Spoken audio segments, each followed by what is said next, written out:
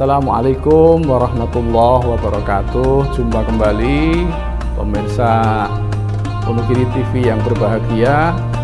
Mudah-mudahan kita selalu mendapatkan pertolongan, kekuatan dari Allah Subhanahu wa Ta'ala, sehingga puasa kita terus tetap semangat, ya, mendapatkan kemudahan-kemudahan dari Allah Subhanahu wa Ta'ala. Pada kesempatan kali ini saya akan mengajak seluruh pemirsa Wonogiri TV yang berbahagia untuk berdiskusi kembali mengenai zakat profesi. Ya, ini kita sekarang berbicara tentang ekonomi, saya kira begitu. Salah satu penguatan ekonomi kerakyatan kita itu bisa dilakukan melalui mekanisme zakat. Ya, zakat kalau diolah, diurus dengan baik, tentu ini menjadi sumber kekuatan yang luar biasa untuk umat Islam, untuk mustahiqin, untuk para penerima zakat itu. Para pemirsa Wonogiri TV yang berbahagia, sebagaimana kita tahu bahwa zakat ini salah satu juga rukun Islam, ya. Jadi rukun Islam yang keempat itu saya kira, ya. Untuk minabillah Bunyal Islamu ala khamsin, syahadatu an la ilaha illallah wa anna Muhammadar Rasulullah wa iqamus shalah wa ita'iz zakah. Yang ketiga, ya, wa shaumi Ramadan wa hajjul baiti man istata'a ilaihi sabila. Jadi puasa ini bisa dilihat dari dua dimensi, yaitu dimensi ta'abudnya, ibadahnya, juga dimensi sosialnya, ya. Kita coba akan melihat zakat dipotret dari sisi sosialnya, bagaimana kekuatan zakat ini bisa kita maksimalkan sehingga memberikan suntikan dari segi ekonomi kepada masyarakat kita, masyarakat yang membutuhkan. Zakat ini kalau kita menilik kepada sejarah Islam diwajibkan justru setelah Rasulullah hijrah ke Madinah, ya, pada tahun kedua Hijriyah. Soal zakat ini saya kira sudah dikaji di banyak kitab-kitab fikih, ya. Samaniyatu asnaf ala samaniyati asnaf, ya. Ada 3 kelompok harta yang harus dizakati dan harus diberikan kepada, ada 8, ya. Samaniyatu asnaf ala samaniyati asnaf. Ada 8 kelompok harta atau rumpun kekayaan yang harus dizakati, diberikan kepada samaniyatu asnaf, diberikan kepada 8 mustahik. Ya, ini saya kira tidak perlu ke sana, ya, karena nanti kelamaan di sana. Saya akan langsung masuk di zakat profesi yang secara nas tidak ada sebenarnya, ya, karena di antara itu, jadi di antara zakat-zakat yang diwajibkan yang ada 8 tadi, mulai dari zuro, kemudian rojokoyo, begitu, ya, hewan, kemudian harta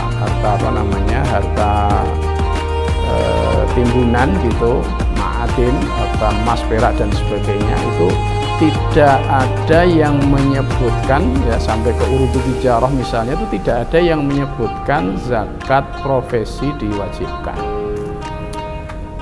Ini yang tadi saya akan berbicara tentang sisi sosialnya, ya. Tentu kita akan banyak bertanya begitu, kenapa orang-orang yang memiliki ladang misalnya untuk harta yang berupa tanaman begitu diwajibkan zakat dengan kadar tertentu, ya, sudah sampai kepada nisabnya begitu, kemudian dikeluarkan berapa persennya, gitu, ya, 10% kalau dia tidak ada irigasi, atau 5% kalau dia ada irigasi. Atau orang yang mempunyai ternak misalnya, dia punya kambing katakanlah, ya, untuk nisabnya ghanam, yaitu 40 misalnya. Ketika dia punya 40, dia harus mengeluarkan 1 kambing setiap haul. Haul itu artinya 1 putaran setahun, gitu kan.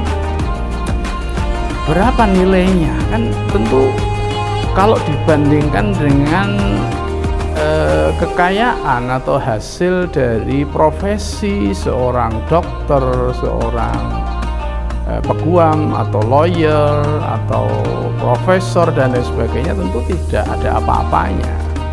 Tentu akan memunculkan ketidakadilan gitu ya. Ini dari kacamata sosialnya ya. Tentu akan melahirkan ketidakadilan ketika orang yang mempunyai kambing 40 biji saja, 40 ekor saja diwajibkan untuk zakat mengeluarkan 1 ekor kambing. Orang yang mempunyai zuro ya, mempunyai tanaman begitu, padi misalnya, yang hasilnya katakanlah 1 ton ya, itu dia harus mengeluarkan al-usyur 10%-nya, berarti 1 kuintal ya, ini diwajibkan. Sementara orang yang mempunyai gaji lebih tinggi ya, yang gajinya mungkin bahkan setiap bulan ya, nggak sampai setiap tahun, setiap bulan bisa jadi sampai ratusan juta, tapi tidak diatur zakatnya. Ini kan jadi tidak adil, begitu maksud saya ya. Saya akan melihat dari kacamata ini. Oleh karena itu para pengkaji, terutama ulama-ulama mu'asirah, ulama-ulama kontemporer ya, memang ini ada perdebatan yang luar biasa ya, yang pada akhirnya di kesepakatan atau katakanlah pendapat para ulama mu'asirah menyepakati bahwa yang namanya gaji profesi ya, al-mihnah atau al-mihan, itu harus dizakati untuk menciptakan keadilan tadi itu gitu. Nah, di sini ada orang yang mewajibkan ya, ada 2 pendapat besar di sini, dan ada orang yang tidak mewajibkan. Yang tidak mewajibkan, saya mulai yang tidak mewajibkan karena memang nasnya tidak ada. Nasnya tidak ada, dan dalam ibadah, dalam zakat itu yang dilihat adalah sisi ibadahnya. Al-aslu fil ibadah al-man'u, begitu katanya. Kalau di dalam ibadah itu nggak boleh kita buat-buat sendiri, harus ada ketentuannya. Ya, ada lagi yang membuat argumentasi kenapa tidak diwajibkan atau tidak boleh dipungut zakat bagi mereka orang-orang yang punya penghasilan besar, karena ketika diwajibkan zakat itu sama dengan atau disamakan sama halnya dengan orang-orang ini diberi kewajiban pajak begitu. Padahal antara pajak dengan zakat tentu berbeda. Ada lagi yang berargumentasi bahwa untuk menguatkan pendapat yang pertama tadi, bahwa dulu juga di zaman Kanjeng Nabi juga banyak orang yang punya profesi, orang-orang yang sudah mempunyai penghasilan besar, tapi nyatanya tidak ada ketentuan zakat mengenai profesi itu. Ini tentu pendapat orang yang al-mani'in ya. Jadi ra'yul mani'in, ra'yul nopo, pendapatnya orang-orang yang melarang atau tidak mencegah ya, tidak mewajibkan zakat profesi ini dimasukkan sebagai salah satu komponen harta yang harus dizakati. Tetapi banyak sekali ulama-ulama yang mewajibkan zakat profesi ini ya. Ada paling tidak ada 10 argumentasi ya, kalau kita baca misalnya di Fiqh Zakah misalnya yang dikarang oleh Yusuf Al-Qardawi. Ada banyak alasan kenapa orang-orang yang punya profesi, yang punya penghasilan besar melebihi kekayaannya atau penghasilannya melebihi pada orang-orang petani tadi diwajibkan zakat. Ini banyak sekali alasannya. Misalnya begini, ada kalau di Mesir itu biasa dikaji di sini, misalnya yaqul Syekh Muhammad Al-Ghazali, salah satu pemikir dari Mesir ya, mengatakan innaman dakhluhu la yaqilu an dakhril fallah yajibu alladzi tajibu alaiz zakah yajibu ayyakhruja zakatan. Sesungguhnya seseorang yang penghasilannya tidak kurang, berarti lebih ya, melebihi dari penghasilannya seorang petani, yang mana seorang petani itu diwajibkan zakat, maka orang yang penghasilannya melebihi atau di atas penghasilan petani dia harus zakat. At-tabibu wal muhami wal muhandis was sani' wa wadhaif wal mukhtarifin wal muwazzifin wa asbahahum tajibu alaihim zakah, dan lain-lain sebagainya, semuanya mereka diwajibkan zakah ya. Ini salah satu ini. Misalnya lagi kalau yang dipakai ini argumentasi oleh kawan-kawan itu misalnya juga ini banyak sekali ya dalil-dalilnya, termasuk yang dijadikan dasar oleh para pengkaji zakat di Mesir misalnya, itu adalah pendapatnya Imam Syekh Yusuf Al-Qaradawi ya, yang dituangkan dalam kitab beliau yang bernama Fiqhuz Zakah ya.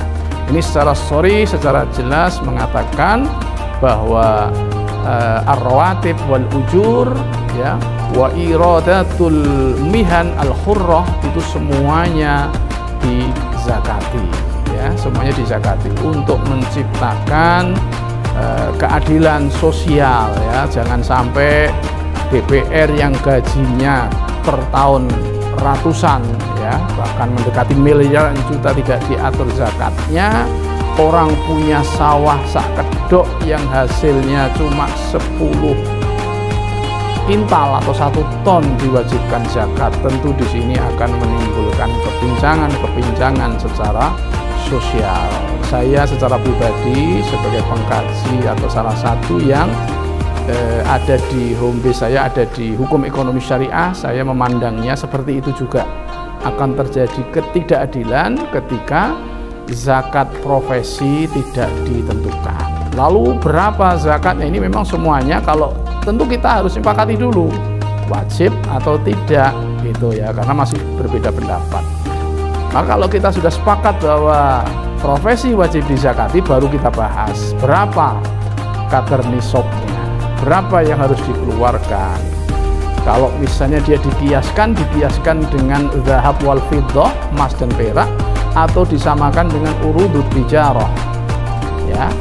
Nah, urudut tijarah dengan emas dan perak sebenarnya hampir ya bisa dikatakan sama ya. Urudut tijarah juga nisful nopo jenenge 2,5% ya. Istilahnya wanisuf ya gitu, 2,5% itu yang harus dikeluarkan zakat. Maka bisa jadi atau disamakan dengan zuro ya, disamakan dengan zuro. Di sini juga terjadi perbedaan pendapat, tapi kalau mengacu dari pendapatnya mayoritas ya yang saya baca, ini disamakan dengan urudut tijarah, itu sama seperti zakatnya perdagangan, di mana setiap haulnya, setiap tahunnya itu harus dihitung dan dikeluarkan zakatnya sebanyak 2,5%. Saya kira itu yang bisa saya sampaikan. Nah, monggo kita dalami lagi karena ini penting ya. Zakat ini akan berdampak kepada harta kita secara keseluruhan ya, karena Al-Qur'an mengatakan secara jelas ya, khudz min amwalihim shadaqatan tutahhiruhum wa tuzakkihim, kan gitu kan, bisa membersihkan gitu. Jadi kalau tidak dibersihkan ya ibarat sebuah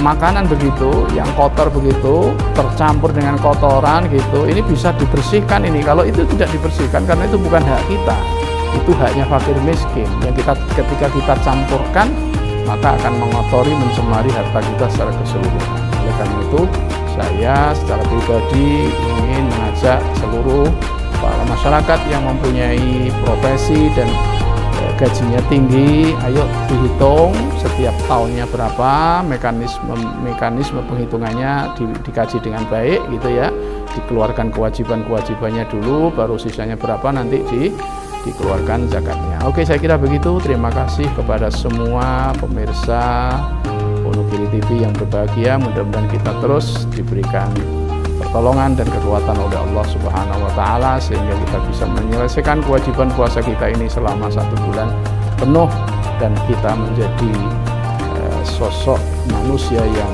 dibebaskan dari api neraka. Amin Allahumma amin. Wallahu muwaffiq ila aqwamit thoriq. Wassalamualaikum warahmatullahi wabarakatuh.